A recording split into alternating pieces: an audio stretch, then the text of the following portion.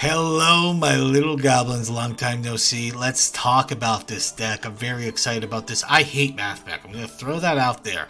Despise the deck. That's why we're not playing the Math Mech version. Yes, we're still playing Math Mech cards, but this is the Code Talker deck with a very tiny Math Mech engine. And for people who's going to count the Math Mech cards and saying there's actually like 10 Math Mech cards, we're not doing the whole Lapation, and we're not doing the whole superfactorial trap thing. So that's a pretty big difference already, okay? We're also not playing diameter or anything like that. We play this engine because these cards are fires. You can search it off of the Sidek Codec. Also, multiplication is easy card to OTK with terahertz. So that's that. But I'm really excited about this deck.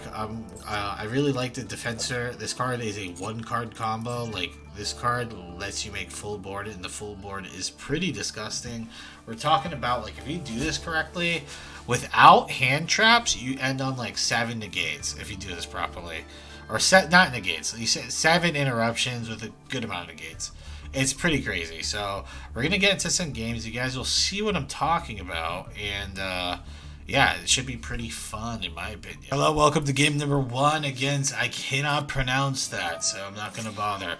This hand is atrocious, by the way, and the reason it's atrocious is we opened, I'm not even kidding you, we opened both of our Small World bridges. So Link Infraflyer, if you have Ash in hand, this card allows you to go into your starter, and also if you have just any Cybers monster, but this card in your deck allows you to bridge into your starter Defensor.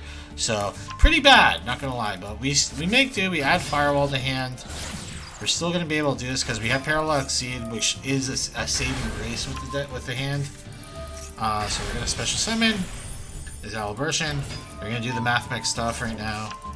I know I get triggered anytime I have to add these cards in my hand. But here's Sigma, boom, we add the equation. And here's inverted. That's going to let us special summon this. And then boom. So if you ever open this card in hand to level 5, this is an easy way of getting it out, okay? Because this gets you to your Cynet Codex, so it's better to do this earlier than later, because you get so much value off of this one card. So we discard Sanctuary, Cynet Codex is going to be activated. Then boom, Transcode Talker. Boom. You get first activation, that's a +1. And then boom, here goes Xcode Talker. Now, unlucky, I'm going to say this right now, because this card usually lets us search out Parallel Exceed, and it also lets us search out Infraflyer. So we opened all of those cards in our hands, so we actually miss out on a search with the Codec, which is really annoying. But we do have Dockscaper, so let's go into Firewall Dragon. Sigma, Protect Coder, we add the Firewall Defensor to hand. Now here's a really nice thing that you'll see. We're going to go this, and then we're going to go into Terahertz. We go into Terahertz first because it triggers the Firewall Dragon's effect to let us special summon a card from the hand, which we can get our Defensor actually out, which is another, more bodies. So here we go, Singularity. Now the trigger Singularity's effect is pretty interesting to special summon to if a card gets sent to the graveyard. So technically, big misplay on my part. Instead of summoning Crystal Heart here, I should have just summoned it here, because then I could have special summoned this card from the graveyard, and I would have been able to get, like, I just would have had more stuff to do here, and then it would have given me a perfect area to play the Firewall Dragon. So it's a really big misplay. So here we go, Dark Fluid. So like, think how nice this would have been, right? If we were able to play Dark Fluid Dragon here, use Singularity to special summon Firewall Dragon here, so it would have like 3 bounces. So that was just or 2 bounces. It would have 2 bounces. Still better. It's still a really good board regardless. But this card also makes it so you can't be targeted, like the transcode talker if everything's linked, and they get increased attack, so it would have been nice.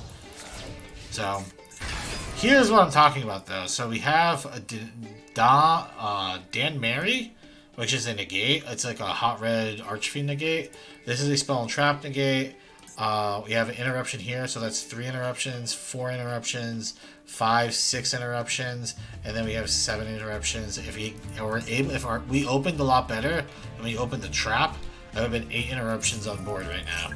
And if we didn't mess up, we would have had a really he wouldn't be able to kill anything on the board right now.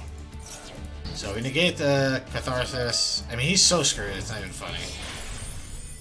Now we're going to use one of our bounces. He does that.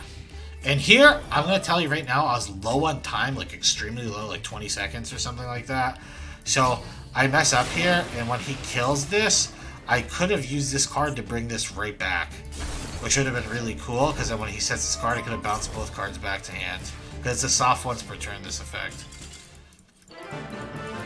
So, GG. Actually, I don't even know if that bounce effect soft once. I'm thinking it is, but I don't think it is. It's just like it'd be good for on my turn to have that effect. So either way, that was a good game. Let's go to the next one. Alrighty, this is game number 2 against Atom, and they set 2 cards, so I'm gonna have to explain the weirdness of what I do. So I do this. Originally, I'm like trying to bait out. I'm thinking it's double imperm, right? He ashes this, which is a bad ash, but we have call by anyway, so it doesn't matter. And here, I decide to use Triple Tactics Talent to just see what he's playing, right? And I see he's playing Trap Tricks, right? So now I'm thinking this is Trap Tricks Trap Hole Nightmare, which negates a special summon monster's effect and then pops it, right? So I'm like, okay, well, I'm not going to use this right now. I'm just going to use this to go into transcode to get the search, and then I'm going to make this. I was thinking in my head, I'm going to make this immune with Gogtria, and then I could special summon and do all this shit, right? I'm like, oh, it must be just double imperm or something, or just, at least just 1 imperm. So now I'm just like, okay, well, let's just try and do some stuff here. Let's get circular. Dotscaper comes out, and now we get to go like G-Golem. Now, technically, now I can bring back Transcode Talker, and then Transcode can bring back Splash Mage, and then Splash Mage can bring back another card. So this is a big chain of him getting screwed, right? But no, he actually does have the Trap Hole Nightmare. Looks like my instincts were right on both cards. I was just hoping it wasn't. We're still going to try an OTK. So Link Decoder is going to be really strong here. There's Aliburtion. Aliburtion is just going to let us add addition.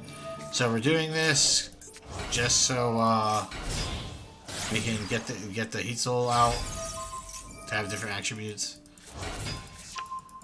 And here we go. Now we have Subtraction. And then boom, there's Terahertz. He's dead. Because this card does a lot of damage. Let's just say that. A lot of damage. Alrighty, we're here with game number 3. And our opponent's going to max C us. Which is a little Tiltig, but we're just going to pass the turn. You really don't want to be playing the Maxi with this deck, because if someone's playing Nibiru, you're just gonna have a really bad time, and then it's gonna be an auto loss. This is very likely auto loss too, but the opponent actually doesn't end on anything crazy, and he can't kill us, so we're actually able to play. He does get rid of my Sigma though, which is annoying. But also, our opponent is very annoying. So going to Balinks, this is going to trigger the Dotscaper. He has call by for the Dotscaper, but I'm able to go Parallel Exceed here, which is nice because if I didn't have Parallel Exceed, he is probably just going to block this zone here, which would be annoying. So now he just blocks one of our zones, and then he plays the Trap. Big Bang, which gets rid of everything we got, and he locks another zone. But now I'm going to steal his card, and I'm going to teach him a lesson. So now he's just cocked. So here's Transcode Talker. Link Coder comes back. We grab Code Generator. Here's Code Inverter. And now this lets us get backup secretary, which is going to let us extend into terahertz, and now he's just dead. So bye-bye, 11k, boom. That was kind of annoying, but like I said, this deck, the strongest thing about these types of cyber stacks is they can play through like multiple interruption. Like multiple interruption isn't like the end of the world for this deck. Alrighty, let's do this. This is the fourth and final game. I didn't want to show too many of these because it's like, I feel like it's kind of redundant. You kind of do a similar combo every time you have defensor. Like it's always like, and we have the call by and the parallel exceed. I mean, mainly the one thing I try and show in like this type of video with combo decks is I'm just showing like that this deck can play through a lot of interruption, or like play through like a decent amount of interruption for the most part, and what the end boards kind of look like even if you get interrupted. So we get impermed on Talker. I'm gonna say this is actually a really good interrupt on the Talker, but unfortunately for him is just we have a little too many extenders here. So here we get the flyer, Dotscaper activates, and then we go firewall. And remember, since we clear this field up, now we can use Sigma's effect. Pretty sweet. You know, Albertion. Now we're going to use Albertion Tribute to show firewall triggers. I will say, this is not great. I shouldn't have used firewall's effect, but honestly, I need to get rid of firewall anyway. So it really didn't matter too much here. So here's going to be Protector. Boom. We had Microcoder. And there's Singularity. Boom. And then boom, another card. Now we're going to go into Inverter, which is going to trigger. Sign binding, this is follow up. Here's terahertz. Here's firewall.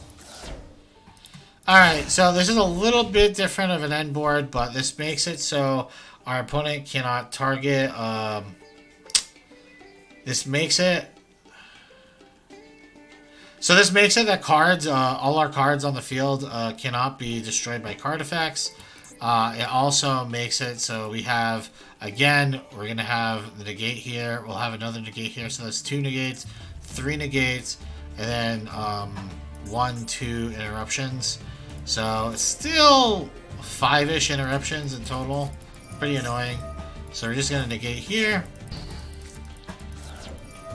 He plays Birth, we're just going to negate. This is actually really funny, by the way, because our opponent doesn't realize that the really powerful thing about the Signet Conflict is when you negate a card and banish it, they cannot activate cards or effects with the same original name as the banished card. So he's not going to be able to... He's doing everything to get this Birth, and then he just realizes he can't do anything with it. He's gonna call by the Talker, which is fine. I give him back Harpies to just BM him. And now it's just GG. So you hit him for 17, and it's bye-bye GG. Feels nice.